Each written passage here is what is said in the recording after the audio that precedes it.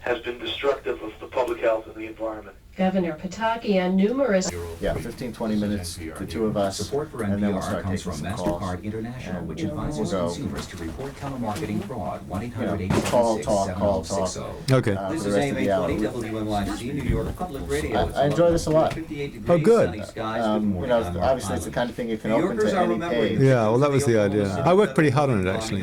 It took a long time to do Was it. it- did you Signed giant cards do a lot of- support Ron, could you just people of position your Oklahoma City. microphone for us? There was a wreath laying ceremony at the crime victims Did you, memorial behind City Hall. do a lot of today. This is memory editing, re-editing? A lot of re-editing and a lot of stuff I hadn't Governor used Pataki before. signed a card Yeah, at the state it's capitol this morning from people in the Albany area. put a lot of things into it. It was fun to do, but I tried to do this in '91 and it didn't work out, so I left it fire. You know, when we The were, Unabomber says I- he targeted a New whoever Jersey it was who first advertising contacted executive us for about death this last book, December because the public relations editor Thomas seemed to think Moser that the worked title for was going to be developed Left techniques Alive. for Was that a working manipulating title? people. No, that's the name given to like a Moser's murder contained publicity in a letter tour I'm doing the bombing suspect sent for this book and for Andy Cockburn's collection. Which is that one. Right. Which we were also sent. Yeah, well, I'm because Andy's dead. I'm kind of also pushing that too. Yes, okay. And that was called Left Alive on the grounds. You know, the left isn't dead and blah blah blah. Yeah. That's kind of what I thought was expected when I got the book in the mail, like a treatise on how Oh, the left is not dead. alive. Preempting Mike Tomasky was, of course. Yeah, although some people don't consider him to be that much on the left anymore. No, he's my former intern. I saw him the other day. I said, Mike, where are you going? New Republic Books, you know. The state senate's Yeah. recessed until next Yeah. Monday. Well, did he write a book? He's going to. On the theme of that piece he did in The Voice after the Yeah, election. he was on the show to talk about that. You gave him a hard time, I heard.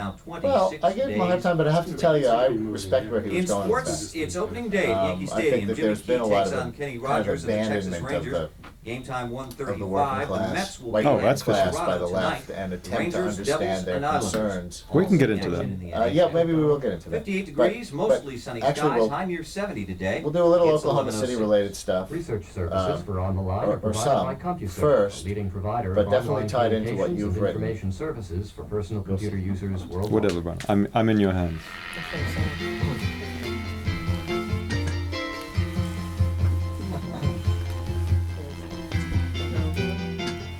What?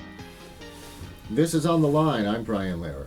Waco is not just a cause celeb of the far right. Many on the left were also aghast at the government's assault on the Branch Davidian compound and wrote about it long before the Oklahoma City bombing. One such writer was Alexander Cockburn of The Nation, who marked the first anniversary of Waco last April 19th with a horrified remembrance. And that's one of many entries contained in Cockburn's new book, which is actually 8 years of excerpts from a journal he keeps.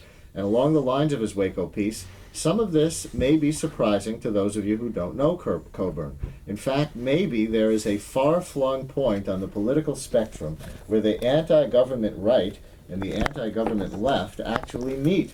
Alexander Cockburn was raised in Ireland, educated in England, Ireland, and Scotland, and came to the U.S. in 1973.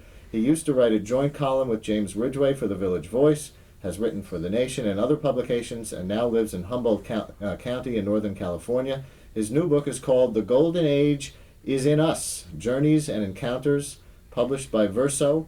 Welcome to On the Line, Alex. Good morning. Nice to be here. So you were where when Oklahoma City was bombed? Where was I now? I was traveling in the Northeast. I've been doing a promotion of this book and my friend Andy Cockburn's book too. And I think I was up in some hotbed of subversion like Amherst or somewhere like that. Mm-hmm, yeah, hanging out in the usual left liberal haunts. I don't know if you've written about it yet, but you surely must be thinking about it. Have you made any journal entries or written for The Nation or anything? Well, initially, of course, there was the phase before they saw the unmistakably all-American features of Mr. McVeigh that, there was the feeling that it must have been Middle Easterners. And then, of course, that was very much the feeling that Americans couldn't do this kind of thing.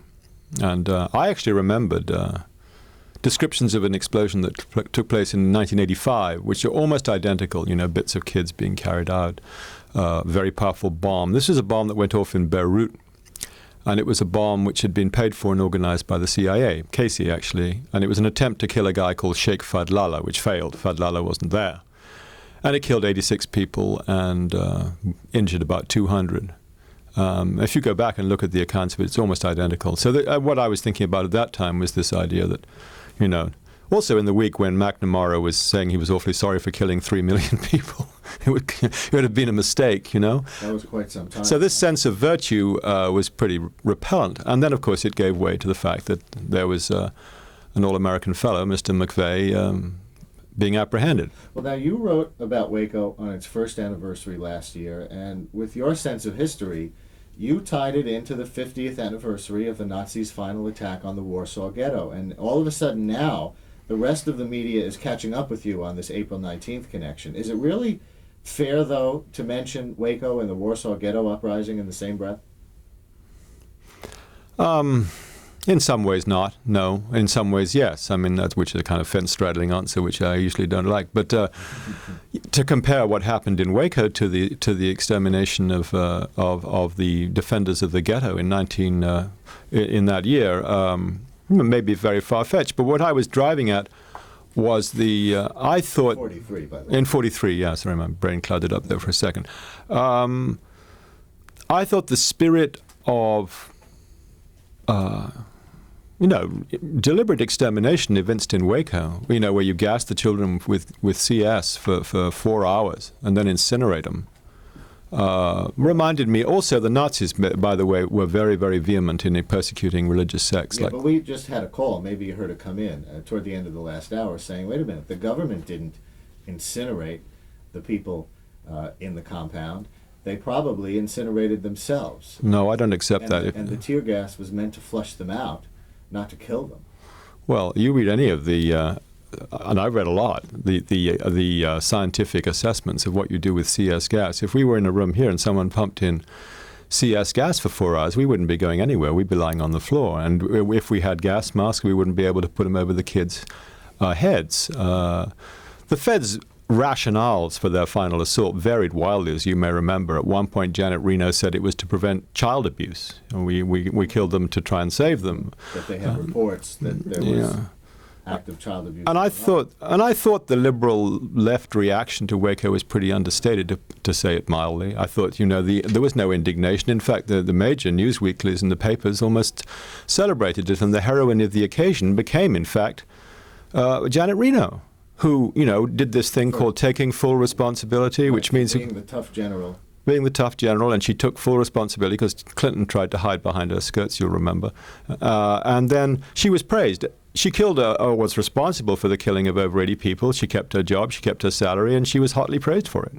And certainly people have a point when they say that the children and the 78 people altogether who died at Waco, whether David Koresh set the fire and was killing them and it was mass suicide plus murder of kids, or whether it was the government somehow incinerating them, the grief for the victims never reached anything like it has for the Oklahoma City victims. No flags at half-mast there. A lot of kids gone, and, they were gone. And it was another day.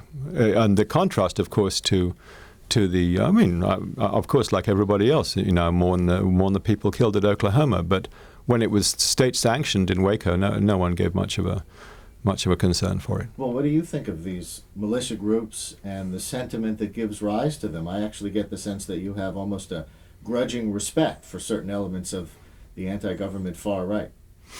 Well, you're not going to get my hand on the plunger in Oklahoma City here.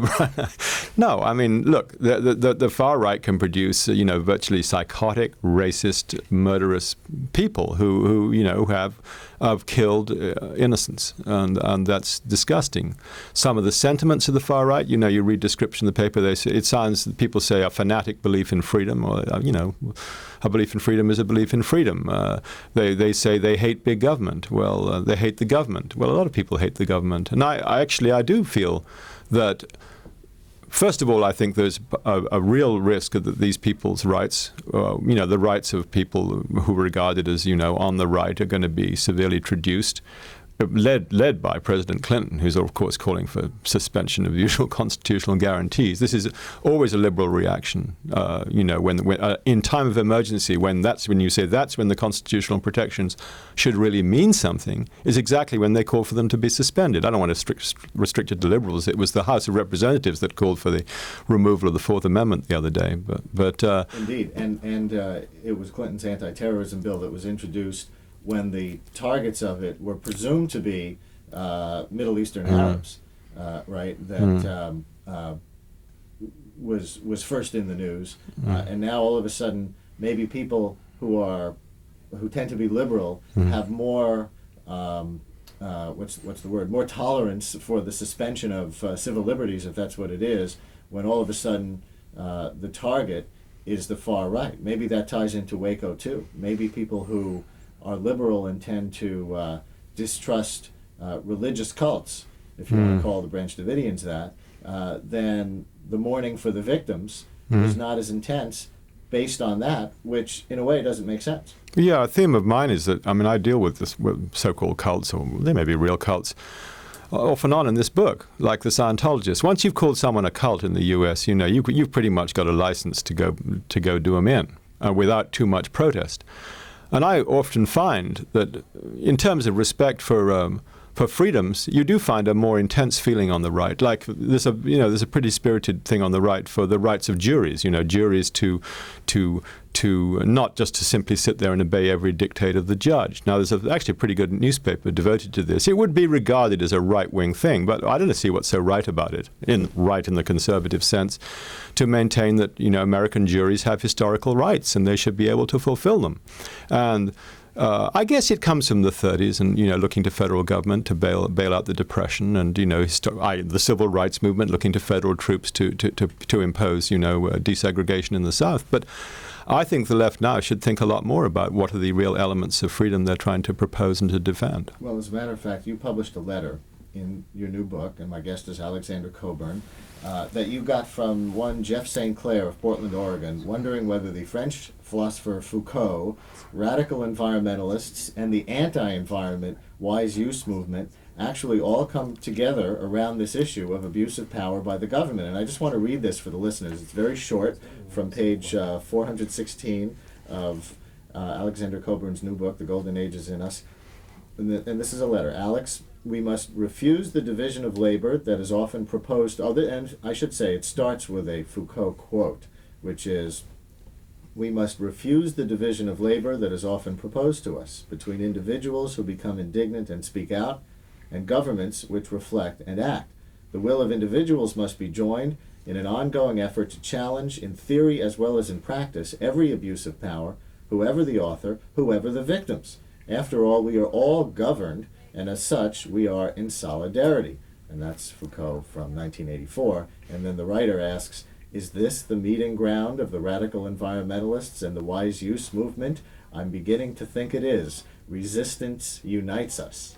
Yeah. That's my friend Jeff, who runs a wonderful monthly called the Wild Forest Review in Portland, Oregon. And the point Jeff makes, I think, is essentially correct. Because the more you look, we're talking here in the context of the environmental movement. Now, the tradition of the environmental movement since the idealistic days of the late 60s, early 70s, when all that big legislation went through, has been largely dissipated in favor of, endless government science, corporate science, lawyers. And what you find, I live in Northern California out in the boonies, what you find is that the environmental movement at its national level has a real contempt for ordinary folk, whether they be ranchers. Now, particularly in the East, a rancher is portrayed as some guy driving an enormous car and absolutely distended with federal grazing subsidies and the like. And there is that. But most of them, it's not true, and they see government or Fish and Game or these people or the BLM as just imposing on their rights and behaving arrogantly, which they do, or environmentalists with no real knowledge of what's going on in the countryside imposing their rights, their agenda. So I think Ron Arnold runs the Wise Use movement, and the Wise Use movement is paid for by oil companies, same way the environmental movement is. So Jeff's trying to say, in the end, you have to get real local. By the way, that's not just a wild claim. That's really true what I just said. Why? They're funding some of the mainstream Washington environmental groups to look environmentally correct? Well, the main funders of the environmental movement are the Rockefeller Family Fund, the Pew Charitable Trusts, Sure. and the Alton Jones Foundation, But all of which... that's not to say that they harbor an oil company agenda. I mean, I'm sure people from NRDC and the Environmental Defense Fund and so forth might be listening right now and take great offense to this because they're so anti that stuff in their hearts.